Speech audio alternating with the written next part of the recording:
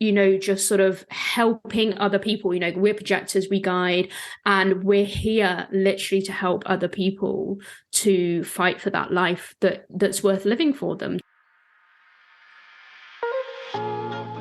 Hello there, it's Mandy Woodard, and this is Courageous Conversations. The show is all about our life journey and the growing and healing we go through. Sometimes it takes great courage to step out of where we are and choose a different path. I started this show because I wanted you to know that you are not alone, no matter where you are in your life journey. And my hope is that you will hear a story that I share or a conversation that I have, and you will get something out of it. You will have an aha moment or a realization, and you'll know what you need to do, because it is my belief that we are all here to help each other grow and become the best version of ourselves and find what our purpose is. So thank you for being here. Thank you for listening. Let's get started.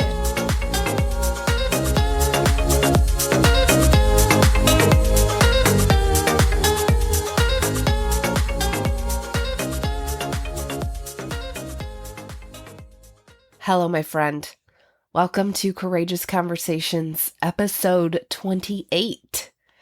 It is May 23rd, and I have a cold.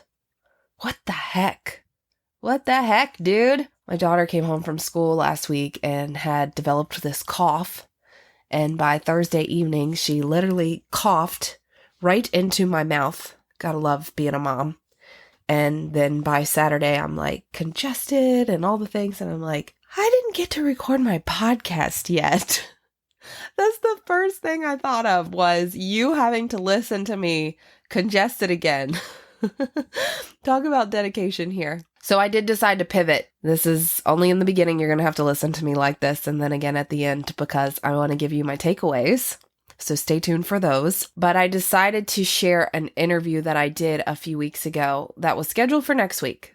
All right, so we're just going to move along. We're going to pivot. We got to do that sometime. So today you get to hear from my friend Charlie. She is such a sweet soul. I feel so lucky to have somehow stumbled across her on Instagram. I cannot remember how we ended up finding each other or how that went, but we have some things in common, and I'm sure it was through a hashtag or something that we discovered each other, and we just clicked. And you're going to hear probably why. We talk a lot about human design, and we have a lot in common. We are both splenic projectors. And if you haven't listened to my episode on human design, you're probably thinking, what the heck is this girl talking about? So I'm going to do a quick rundown of what human design is before I jump into this episode, because I want you to really understand what we're talking about. And if you haven't looked up your human design chart, I am going to tell you, one, you can do it. You can go to mybodygraph.com and plug in your information, but it's really good to find someone to read it for you. And I do offer readings on my website. You just have to go to lionheartcoachingco.com and then go to my offers page, and you'll see human design reading on there. And what I do is I just get your information from you, and then I will email you a Zoom recording of your chart, and I go over all the main details of it. And I will say it is typically pretty life-changing for people when they learn these things, because as you'll hear, it's like stuff that you maybe thought wasn't correct because of what society says. And then you learn that actually it's totally okay to be who you are. And I know what you're thinking. Why do we need a system or something to tell us that? Like, we should just know that. But I don't know. Everybody's different. Some of us come to that realization without any type of outside source. And some of us need that. We need that permission slip. And that's what human design does, is it gives you a permission slip to be who you are. And I mean that in the best of ways. I don't mean like, if you're a jerk, you now get to continue to be a jerk. No, not at all. It's not like that at all. So what I'm going to do is I'm going to actually read to you from the My Body Graph website. I'm going to read to you what their explanation of human design is. So human design is a new system of self-knowledge that differs fundamentally from anything else that exists in the world today. It is not built on belief or faith, but is a logical, empirical system that offers you the opportunity to experiment with its mechanics and find out for yourself if it works for you. Human design shows you a concrete map of your own nature and provides you with simple tools for making correct decisions, being yourself, and eliminating resistance in your life. Human design offers you the opportunity to discover yourself and begin to understand and accept your very nature. So that's the thing right there, is it's just another way to discover yourself. There's personality tests, and then there's this. And so many people have a hard time with the idea that the time you were born, where you were born, and the location you were born could say anything about you. But I always put it like this. If the moon can determine the tide, if the moon can determine when certain animals eat, if Mother Nature knows its cycles and how it ebbs and flows just naturally, like how does the bee know to go to the flower? What makes us think that it would not at all impact us at our core? And so maybe the question I ask is, could you open your mind to the idea that maybe there might be something here for you to discover? And it's an experiment. So you can say, yeah, that doesn't resonate with me. That doesn't align with me. But I would always encourage you to try. Just try and take a look and see what you can learn. So human design is a synthesis of two streams of science, traditional and modern. The traditional sciences, astrology, both Eastern and Western, the chakra system, Kabbalah, and most importantly of all, the I Ching, the Book of Changes. These are the traditional elements in the synthesis that is human design. And combined with the modern science of reading the genetic code, this offers you profound insight into how you were designed to navigate the material world. So, all right, that is what human design is, and we talk a lot and really extensively about it in this episode. So I wanted to give you that little bit of information before you jump in. I'll tell you this too, real quick. There are 4 different types and then 1 subtype in human design. And then we also have gates and channels, centers that are defined, undefined, that make us all so unique. So Charlie and I are both of the projector type, and projectors are non-sacral, which means we don't have the defined sacral to have that go, go, go energy. And we do share a lot about that and what it was like growing up and having to kind of decondition from that. All right, that's all I'm going to say. I'm going to let you go ahead and listen to the conversation we had. It was super lovely. And of course, if you have any questions, you're welcome to shoot me an email at hello@lionheartcoachingco.com. And again, if you'd like a reading, you can go to my website, click offers, it's there. But without any more chatting from me, here is my conversation with Charlie. My sweet friend Charlie, from across the pond. I like to say that every time I talk about my friend Charlie. I always tell my friend, my sweet friend Charlie from across the pond sent me the sweetest voice message today. I say it to my husband, I say it to my friend. But anyways, Charlie, you're here with me on the podcast, and I'm so excited. So excited to be here. And yes, I'm going to wow you all with my lovely accent. I love it so much. It's my favorite thing. Well, you were gonna, sort of try and emanate the British accent, weren't you, Mandy? Yeah, so okay, I'll tell it for everybody else. We've been sitting here chatting for about 45 minutes because I like to talk. That's why I have a podcast. And we were talking about accents just now, and I was ready to start the podcast with a British accent. And then I thought, no, let me not do that and make a fool of myself. Well, it's okay. You can leave the British accent to me. Okay, so let's chat today. You know what I think we should start with? Let's talk about what you do. And we all know where are you from?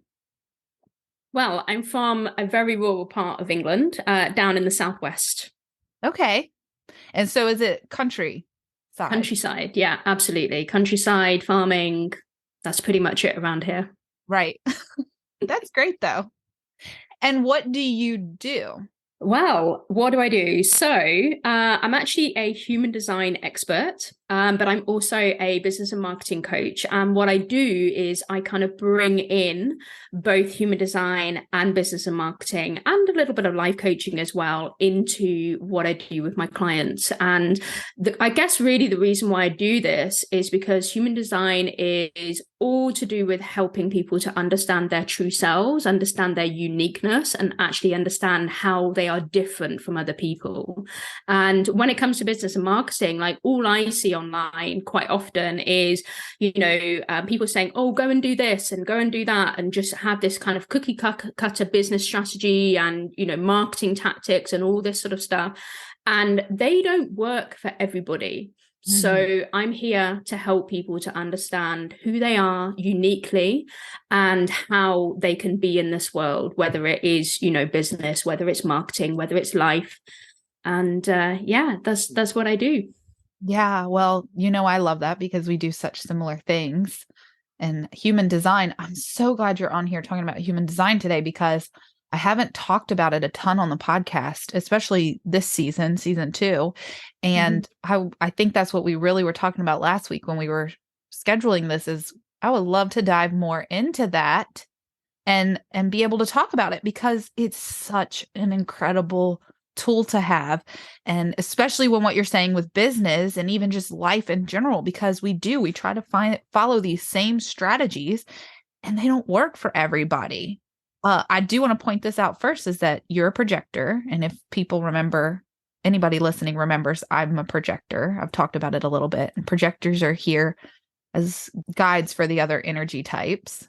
So you are a guide and doing exactly what you're supposed to be doing as a coach.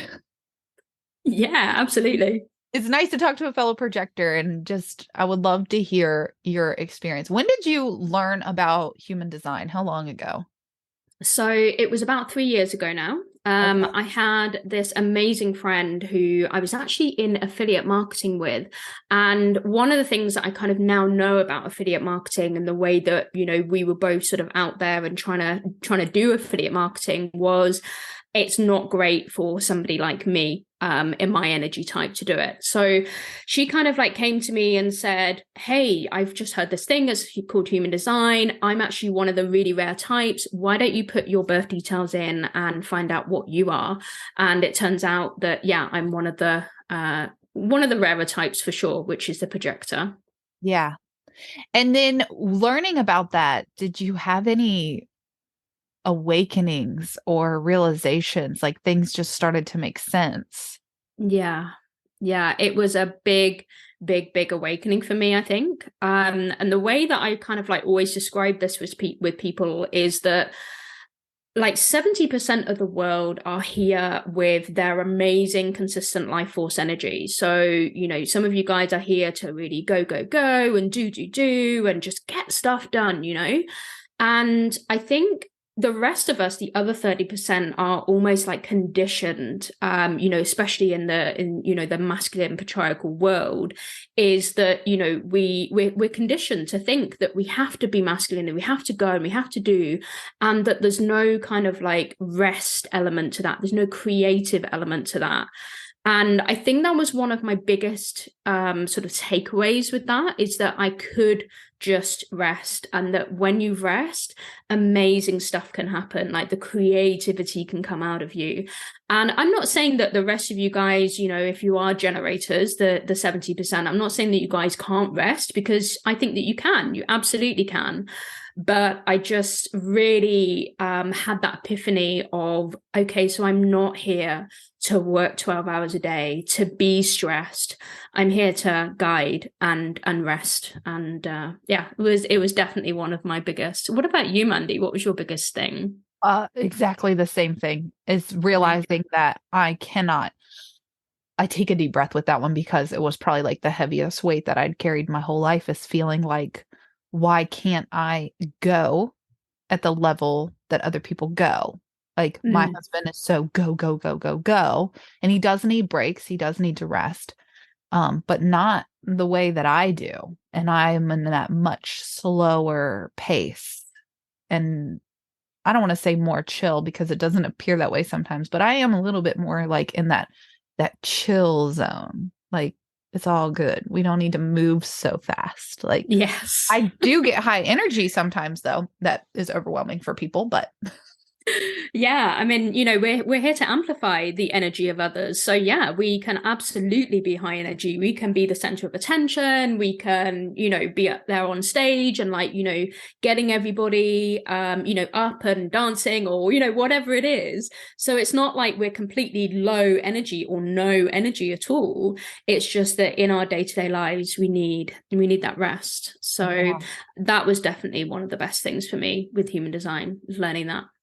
yeah. And then it still took a while for it to catch on for the people around me. I just start like one night, my husband was like, why am I doing this and not you? And I said, because I'm a projector and you're a manifesting generator and you have the energy. Yeah. Now, he was probably tired too. So that wasn't really fair, but I had to say that a lot. Like, it's because I'm a projector, Richie. I'm just tired. I don't know what to tell you. I've been around you generators all day. Yeah, definitely. So when did you decide you would actually incorporate that into your work? So I think really like the type of person that I am an investigator. So when I find something that really lights me up, I can literally just educate myself on that. I have resources, I just use like books and the internet and everything that I can to learn about something that really, really lights me up. And, this kind of element of me, I just really found myself, going down that rabbit hole with human design. And I've only ever really done that once before in my life. And that was on, the subject of marketing, because I've been in marketing for so long in my career. And I kind of like almost have those two things as like those are my two things really. And yeah, I just kind of started going down the rabbit hole, started learning a lot about it. And then I just started getting invitations. And this is the other thing with projectors is that, we are here to be recognized and invited. And with me, what was happening was I would be saying something about human design or telling somebody about their chart, and they would be like, Charlie, you need to do this. You need to add this into your business. You need to be a human design reader. And that invitation just came for me to just learn more, which is exactly obviously what I wanted to do. And that's how it came about, was just the recognition and invitation to kind of put that into my business. That's awesome. And I feel like that's the same thing that happened for me too. It just slowly started to incorporate into my business, because as I'm listening to my clients speak, I'm like, well, this is sounding like you're not operating in alignment with yourself. And then I would plug their stuff in and it's like, oh, you're not. And then it all makes sense. Yeah. So when you first discovered human design, were you like plugging everybody else's stuff in? Like everybody you knew? Yes, absolutely. I just, with the projector, you are about the other person. You always want to learn about the other person. And that was just completely me. I was just putting in all the details of my family and my friends. And anytime somebody gives me like even an inkling of like when they were born, I'm just like secretly putting their details in because I just want to know what they are. I can guess now though, like it's quite easy for me to guess like a lot of the main parts of somebody's chart. That's funny. Do you know what's really funny though? Is I have a client. I went to their home because I had to do something else photography related for them. And I know he's going to listen and know I'm talking about him, but that's fine. He's not going to care. But I started talking to them about human design. And I said, I guarantee you're a projector, to the husband. And I plugged his information in, and sure enough, he was a projector. He knows nothing about human design, right? Mm-hmm. And he immediately goes and points to his teenage daughter and says, she's a projector too. And I plugged her information in and she was a projector. Yeah. It's that knowing. And you don't know why, you just know. I definitely think that the projectors in my life, there's some kind of unspoken connection between other projectors. Because if I look about all of my family, there's one person that I feel connected with on a different level. It's not just about, how you react when you talk or anything like that. It's like a different level, esoteric, whatever you want to call it, spiritual. And I just knew. that person was a projector. So yeah, there's definitely a connection there between us all. Do you think it's like this level of understanding, though, that other people might not have? And I'm not trying to like isolate projectors like that, but I have felt largely misunderstood a majority of my life. Yeah. Of course, now that I'm operating more in alignment with myself and not just spewing advice at people all the time, waiting for that invitation, waiting for somebody to say, well, what are your thoughts on that? It's helped a ton. Because I used to just tell people what to do all the time. And apparently nobody likes that. I don't know why. Apparently. But I just always felt so misunderstood. I'm just curious if that's the same for you. Yeah, definitely. I think that projectors generally will have I'm going to use the word weird vibe to them. I think that we are unusual, we are different, we are odd, and that doesn't mean that we can't fit in. But in certain situations, it does mean that we feel as though we're not fitting in, and we feel as though we're a bit of a different person. I don't know whether it's the black sheep of the family, or like the weird person, sort of sitting alone at the school cafeteria kind of thing. So yeah, I think that we're quite odd for sure. Yeah. I mean, and I think everybody has their own quirks and things, and I think a lot of times people don't embrace the weirdness about them. And that's actually what makes them amazing, even if they're not a projector. But that's probably another conversation for why.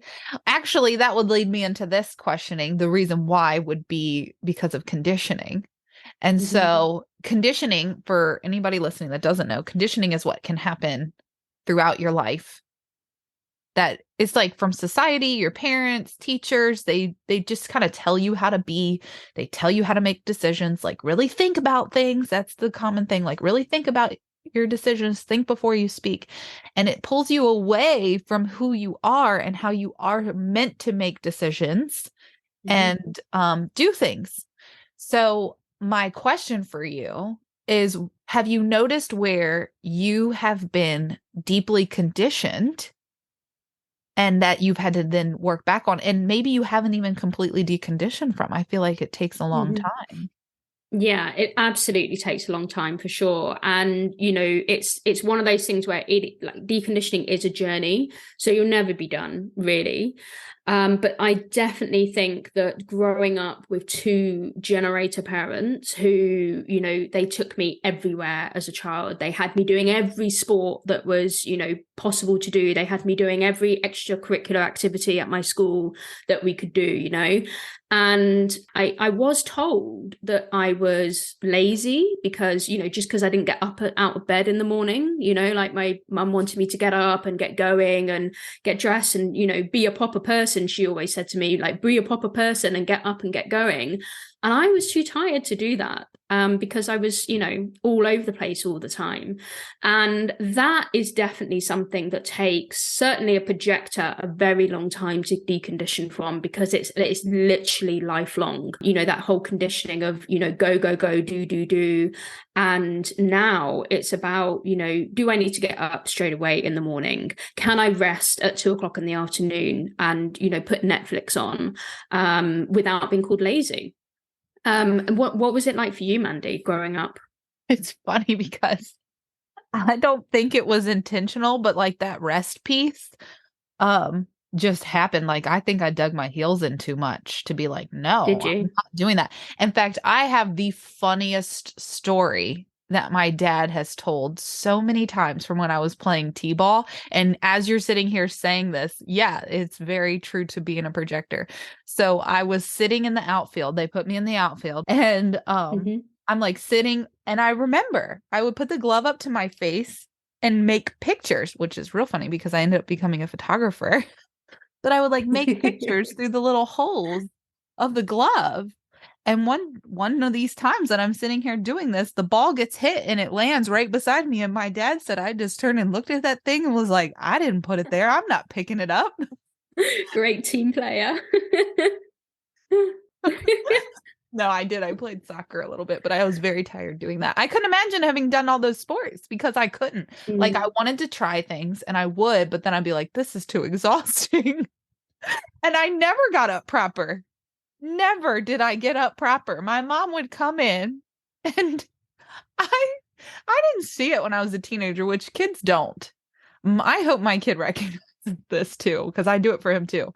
But like, she would come in, she would set breakfast on my nightstand, go cut my shower on, and 30 minutes later, I'd still be laying in bed asleep. And she'd come back downstairs and be like, your water has been running this entire time. Get up. She has an undefined heart and I have a defined heart. And I don't know if just like having that defined heart, she never really conditioned me in any way that was that I feel like is it is, I don't want to say it's the opposite, but it's like she having that Manny Gen energy, she always was willing to clean up after me and do things for me. And that's where society says, don't do that because they'll never learn to do that. And maybe society is a little right because you should see the other side of my closet right now. But my mother still will come and do my laundry for me. I love it. She has that, like, she comes in my house and will clean a space in 30 minutes that takes me 3 hours. So how are you with cleaning your house? Yeah. Are you good at that or no? Well, not very good. No, but up until recently, my mum used to come around and clean my house for me. So, yeah. Isn't that lovely, though? You have that generator mother. She can. So I tell my kids, just so you guys know, Grandmommy does this because she's a Manny Gen. I'm a projector. I will not be coming and cleaning your house. I'll pay somebody to come clean your house. Yeah, I absolutely would as well. Yeah. And, you know, this is the thing with projectors is that we are very efficient for sure. But, you know, when we're trying to be amazing, you know, like have our genius, you know, sort of like taken out of us and, you know, just guide the other person, things like cleaning, if we don't like doing them, they probably won't get done. And, you know, I also live with a projector, so not much cleaning gets done around here that often. I'm gonna ask that because so when I asked you if you plugged everybody in, that was my next thing that I was gonna lead to. What happened when you discovered that you and your husband were both projectors? Like, how was that? So I definitely think that there are people in this world that will come together because they have similarities. Because, you know, sometimes they say, oh, you know, opposites attract.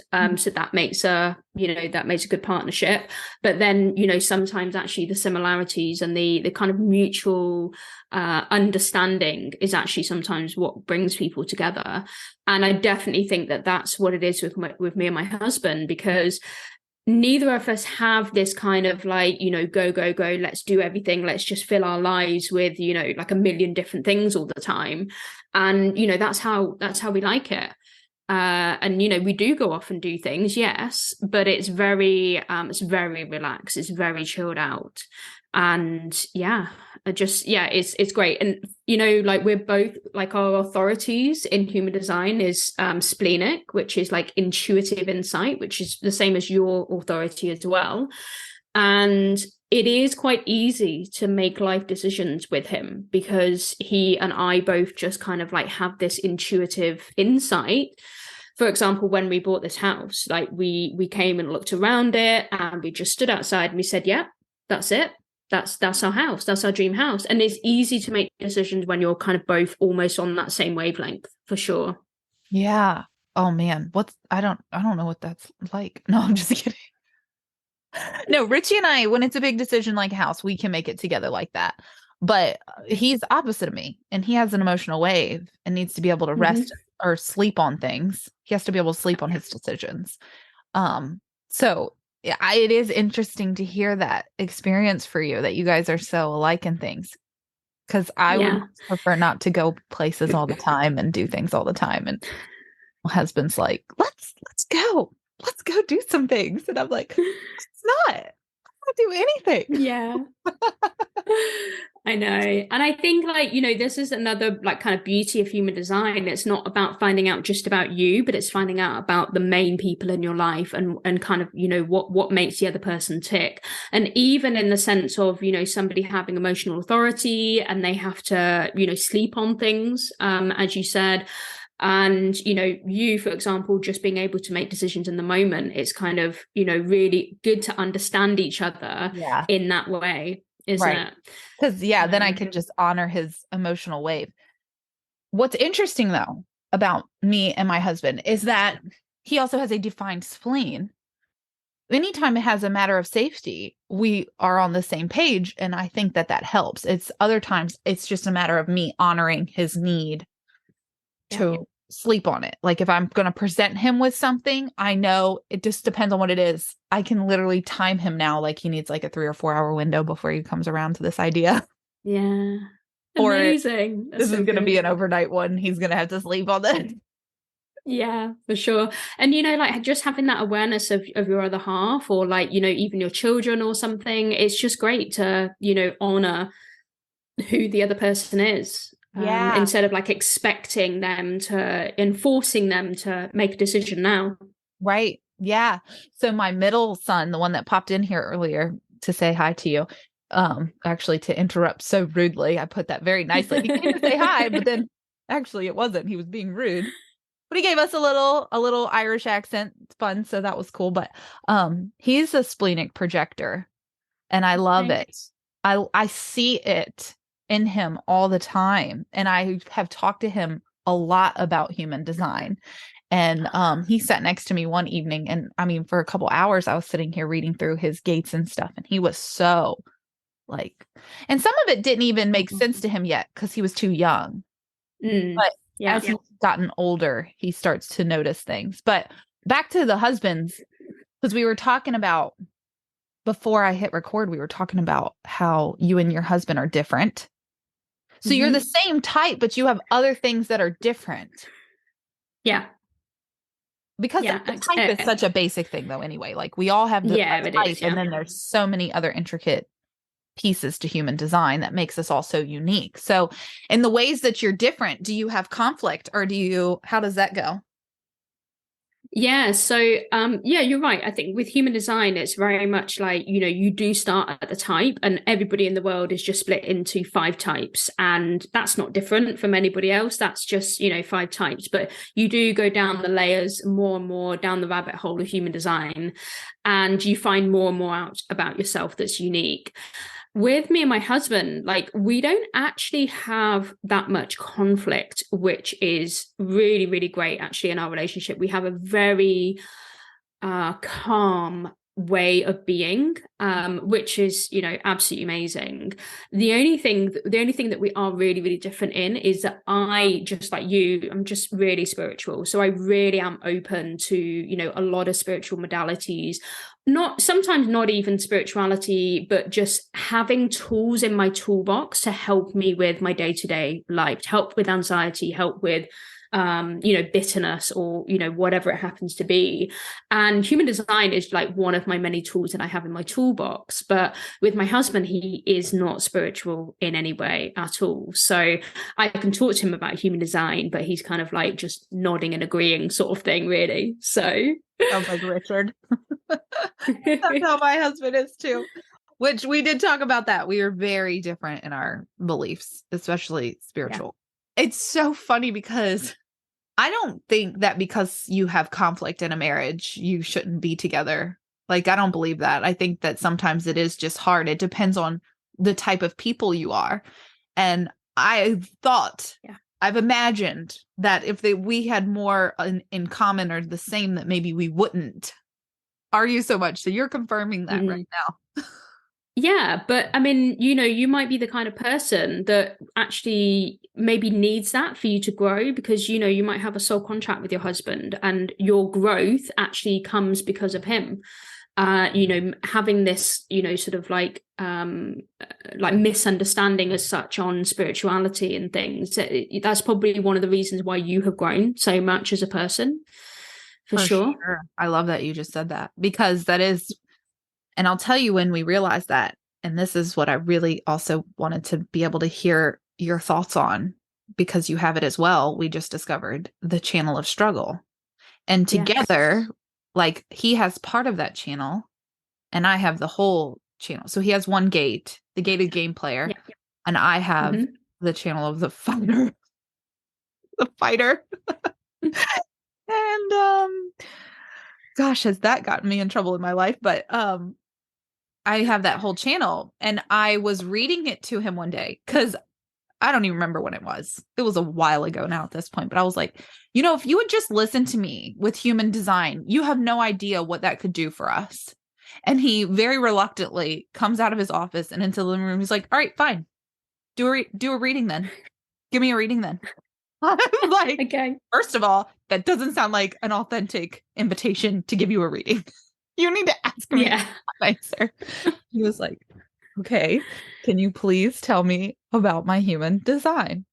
Oh, sure, honey. Do you want to sit next to me? And when he sat next to me, though, and I ran our connection chart, which I already had this information, but I started reading it to him. It was talking about the channel of struggle and the transformation that comes in that struggle. And I looked at him and I was like, if you think about it, every time we've been in a struggle, we've grown. We've transformed it. And it's only when we get stuck in a repeat cycle and we're not repairing. It's about the repair. If we're not repairing and growing, we will stay in a cycle, a fight cycle of whatever it is. It's only when we face it and we transform that we like break that cycle. So I would love to hear from you because you have that channel. And have you been able to reflect and notice when you've struggled and it's resulted in that transformation? Yeah, absolutely. I think I do feel as though, like, in a way, my whole life has been a struggle in a sense. But, I am also a very joyous and vitality, kind of like driven person as well. So I always have this kind of like big balance in between, the struggle and then the joy that comes out of the struggle as well. So with the channel of struggle, it is literally what you've just said. It's about that transformation that comes out. And, once you kind of break that cycle, it's, the transformation really does happen with you. For me, myself, I can help myself get out of struggles, but I can help other people do that as well. I can help other people get out of that cycle. And, if I'm going to go deeper and deeper into the chart, that channel of struggle is part of what we call individual circuitry. And individual circuitry means that you and I, Mandy, we are here to empower other individual people as opposed to the collective or the tribe. So we are here to help other individual people overcome their own struggles as well. And that ends up in a transformation. And, I think it's such a beautiful thing to have because it's also really connected with fighting for a life worth living. And, just sort of helping other people. We're projectors, we guide, and we're here literally to help other people to fight for that life that's worth living for them, to be, to help people to be authentic. And yeah, I just love that. I think that it's amazing to have that channel.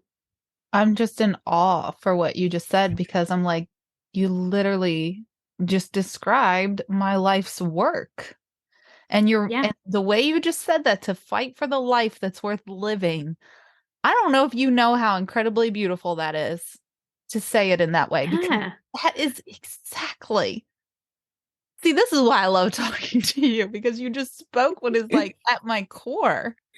It's so good. Yeah, it's amazing, isn't it? And I think, this is why I love human design, because like I will literally sit here and say this stuff, and you like I mean, I know everybody can't see your face right now because this isn't on video, but I can see your face, and it's just like this realization, this awareness, this kind of like, this is me. This is what's led me to this moment in my life to, be this coach, to help these people. And that's why I love it so much. Yeah, I just about have tears in my eyes, to be honest with you. But I think I'm also in a highly sensitive phase of my cycle. So I cry at everything right now. But, I wonder if I could put you on the spot and if you could share a story, if you would like. I'm not going to force you to do this either. But I would love to hear a story of a time where you were in a struggle and you were able to see the transformation happen. Oh, a struggle, able to see the transformation. So I've had something come to mind. My intuition has definitely brought something to my awareness for sure. back in corporate marketing, Mm-hmm. it's quite difficult sometimes for a projector to be recognized and invited by everybody that you're working with, because not everybody understands you. They might think you're weird or odd or whatever. And I just remember I had to work on a project with someone who I could evidently see that she didn't see me, she didn't recognize me or anything. And I was literally like almost kind of feeling like I was shouting at her that, we couldn't do this and it had to be done this way. And this was going to be like the best way to do it. And I was really trying to force her to see that my way was going to be the best way, essentially, because I was a marketer, she wasn't. So, and I just kind of I just had this like weeks and weeks and weeks of like trying to work with this person, trying to like break through to her. And I just ended up one day traveling home from that job, and tears were just pouring out of my eyes. They were just, and I had a really long commute at this point. This was like a 90-minute drive home. And I was just so upset about the fact that I just wasn't being recognized, for my expertise and all this stuff. And in that moment, I kind of stepped over the threshold of my door when I got home. And in that moment, my crying stopped. And I was like, I am meant to be an entrepreneur. This is not my life. I cannot do this anymore. I have to only work with people that really recognize and invite me. And that struggle kind of almost disappeared overnight because I'd made that decision. Now, whether I became an entrepreneur, very quickly, that's another matter, because this was 6 or 7 years ago now. But that kind of real struggle and really like bashing against somebody, it's like almost like beating your head against a brick wall. And then just, being able to pivot and find a way out of it. I think that was definitely like just like a turning point in my career for sure. I really do love that story because that really describes that channel fully, because you were in a space of struggle, and what a beautiful transformation that came. And you're right. It doesn't matter how soon after it's that you were able to decide that this isn't correct for me. And you didn't even know anything about human design.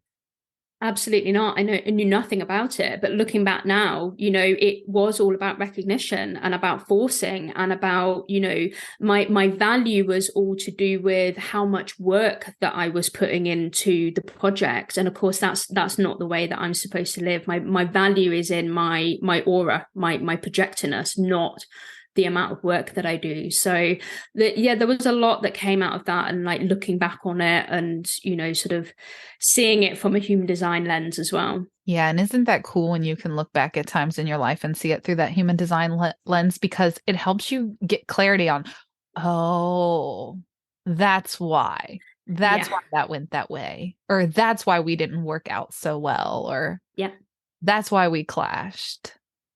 It's kind of cool to be able to go back and see that.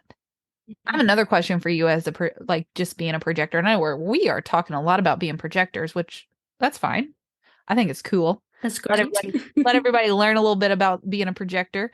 But just hearing your life experience is what matters. And that's what this podcast is all about. So I actually am going to ask you about your healing journey here in a minute. But before I do that, I want to know, just curious, as a projector, our aura pierces into the other. Mm-hmm. You find that people will avoid you without even realizing they're doing it. Oh, yeah, absolutely. Yeah, completely. I have been doing a little bit of networking recently in person in my local city, and I absolutely feel it then. I've had people sit down next to me and they won't even make eye contact or say hello or anything like that. And, sometimes it happens instantly. It's almost kind of like they're instantly sort of like not wanting to, participate in my aura.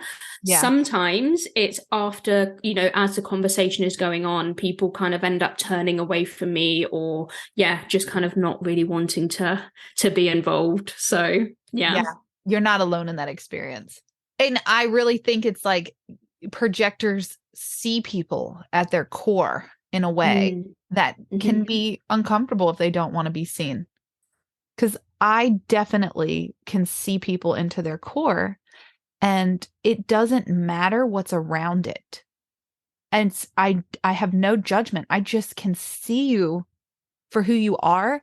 And that can be to your detriment because maybe you're hiding a lot of really, like, you're not a good person. But also, it's a beautiful thing because I don't see the mistakes you made. I don't see anything that you've done in a form of judgment. I see you. I see the struggles you've had in your life, and I see where it's caused you to make certain decisions. But truthfully, at your core, I can see your heart and who you are. And that's what I love about being a projector, is to be able to see into someone in such a way that I can recognize them. Absolutely amazing. Yeah, I People think also that, avoid me. yeah. And that's the thing, we do trigger people for sure because of that. We are looking into other people so deeply. But I think you've definitely described it really, really beautifully there. It's without judgment. We're not judging you when this happens. Yes, we can tell when you're lying or there's, something that's, not quite right. And we can read between the lines as well. You might say one thing and I kind of think, oh no, I'm not quite sure that that's true. But it is without judgment for sure. Because all I want to do when I see this happening is, okay, I want to guide you to your true self. I want to guide you to, expressing your true self. So if you just said something then that's not quite true, I want to help you to get to that truth. Yeah. And yeah, the trigger will come, unfortunately. And that's why we are only here for some people and we're not here for everybody, because some people won't lean into that trigger for sure. Yeah. And that used to be hard for me to be okay with. I didn't want to ever upset anybody. I don't know if it's also my undefined emotional center of like not wanting to have any confrontation there, but like I never wanted to bother people. I never wanted to ruffle, but it's just naturally, I don't mean to do it, but I just do. But I do want to transition over to this, and probably will be our final little topic here, but I would love to hear more about your healing, the healing that came. Mm-hmm. You did say something to me, and I'm just recalling it as I'm saying this, about you didn't think you needed healing. And I loved what you said. I'm not going to say anything else because I want to let you kind of take over and say it.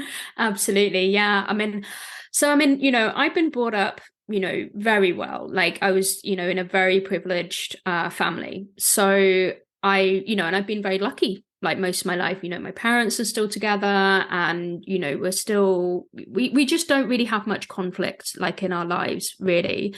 And I just feel as though I have had an absolutely great life, but I felt that meant that I didn't need healing. Like I haven't been in a car accident to, therefore have trauma. I haven't really had anybody close die to me and therefore, I go through emotional trauma. And I was completely oblivious to the fact that actually everybody does have trauma, because sometimes trauma doesn't have to be some great big explosion or great big thing that happens to you. It could just literally be, a little bit of conditioning or a little bit of someone, not quite understanding you, or you not feeling like you're being heard, or not feeling like you're being able to express yourself properly. That is all trauma that we can potentially carry. And sometimes it's unconscious. And I think for me, like all of it was definitely unconscious for sure. Yeah. And so how have you navigated through that? Like, did you have some awakening or?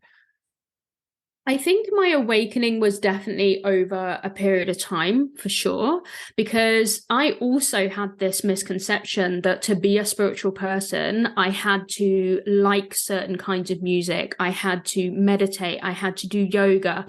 Barely do yoga at all, by the way. It's like, just not something that I do. And I thought that there was this, it is conditioning, essentially. I thought that I had to be this particular person to therefore be spiritual. And then one day I was at this conference in London and we're talking about the super genius and how, each one of us can bring forth this super genius if we just stop listening to our egos and the mind chatter.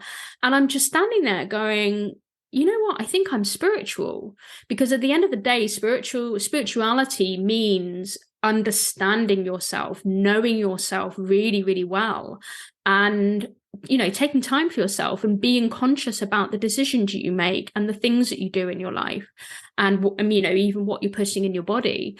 So I think really it was a realization that I came to over several years of just starting with self-development books, starting with self-development podcasts and all this sort of stuff.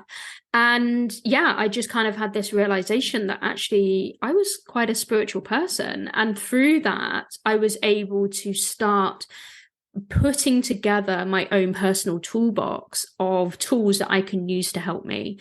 So, just even recently, I've added EFT to my toolbox. Obviously, I've had human design for a really long time. And I think actually human design was a very pivotal part of my healing journey for sure. It was a very almost instantaneous understanding that I was different. Yeah. And that was okay. And I think that's what human design does. It helps you to understand with certainty that this is who you are, and therefore it's okay. You have this deep acceptance that it's okay to be you in this world. And sometimes that's the trauma right there, is not feeling like it's okay to be who you are. Yeah. Trauma is defined as anything less than nurturing. And that can happen at any point, or anytime you've ever felt helpless, hopeless, or unprepared. And that could happen on a small scale, and it can happen on a big scale.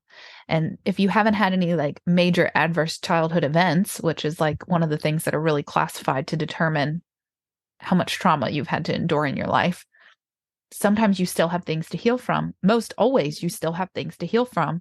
And that's why I love that you said that, because it's like, yeah, I had all the things. I checked all the boxes of a good childhood and a good life, but you still hadn't been able to fully accept who you are. Is that correct? Yeah. Yeah, absolutely. Came to that path. Yeah. That unfolded in front of you. Yeah, so, for sure. Yeah. That's why when I talk about the healing journey and how it's so different for everybody, like it just depends. And it's okay if it's like not this like people won't seek care or go to therapy or start any type of journey because they're like, I had a fine upbringing. Why would I do that? And I have had other people tell me that, like I had one particular girl before I hopped on a big group call. She was on by herself and she was talking to me and she was saying like, I don't know what's wrong with me. I had good parents. Yeah. I had a good school career. I had all these things. Like I have a great job, but I still just feel like there's something wrong. And it's because there's so much to still uncover, and you're not going to until you take that step forward and see that your life is worth living and living to the absolute fullest. Absolutely. Yeah. Yeah. Fighting for a life worth living. Yes. Fighting for a life worth living. So I love to always end with, and I keep saying this, I don't mean to make it a catchphrase, but I think it's going to become a catchphrase. Maybe I should put it on a t-shirt. And I don't even know how I word it. How do I word it? Like, what's your big golden nugget? Your big piece of advice piece of advice. Just in the line of work that I do, literally the piece of advice is just be you. And, when you know yourself and when you find out about yourself using, some modalities like human design, it's like you've got permission to be yourself. So just be you. Don't care about like anybody else. Don't care about the judgment that other people are gonna put on you if you just get out there and be you. And that's, basically what I stand for. Yeah. Well, I love that. I am so grateful you came and did this with me. And honestly, this is a virtual interview. I think this one went really well. So thank you for being my guinea pig with the Zoom interview. Absolutely. I mean, I would have loved to come over and, been in your house, but it's a little bit of a trek for me. That would be so amazing. I just told her before she hopped on with me, she's going to have to hop across the pond. But maybe I need to go that way too. I always wanted to, and I never have. But it's got to be in my future at some point. Anyways, thank you so much for joining me and hopping on here. Thank you so much for having me. It's been a fantastic conversation, and it always will be with two projectors, I think, as well. Well, I'm going to agree with that. All right, I hope you enjoyed listening to that conversation with Charlie. I'm now going to share with you my takeaways, but I also want to tell you, if you'd like to work with Charlie, if you'd like to tap into what it is that she knows and see how it can work for you, I'm going to link her website in the show notes of this. And you can also follow her on Instagram. Her handle is @thecharlie, and I'm going to spell her last name. It's Garnham. She is the conscious catalyst. I love that so much. So reach out to her if you think you might want to work with her. All right, now let me share my takeaways. Number 1, today's marketing tactics don't work for everybody, and it's important to dig into what is correct for you so you can feel good about what you're doing and creating and putting out into the world. Number 2, it's okay to be weird. Embrace who you are and your quirks. Number 3, learning human design is about more than just ourselves. It's also learning about the people around us so we can honor who they are as well, especially when it comes to making decisions or our different types. Getting to know the people closest to you can really help improve your relationships and lift that resistance. Number 4, we all have those moments, no matter what type we are, when we just realize that what we're doing isn't right for us. And we need to be able to see that and then make decisions based on those realizations. So when she was talking about her job with corporate and recognizing that she was in rooms with people who didn't see her, she got to make that decision then to not put herself in that space and to go to where she could thrive. Number 5, it's okay to be you in this world. And learning your human design chart can help you develop an acceptance and understanding about who you are. But I loved that she said that it's okay to be who you are. All right, my friend, thank you so much for listening. If you found any value in this, I would love for you to share it with a friend. And if you do want to give us a little shout out on Instagram, I'd be so grateful. My handle is @lifewithmandy_. All right, so until next time, please remember, you are loved, you are valued, and you are appreciated. Bye now.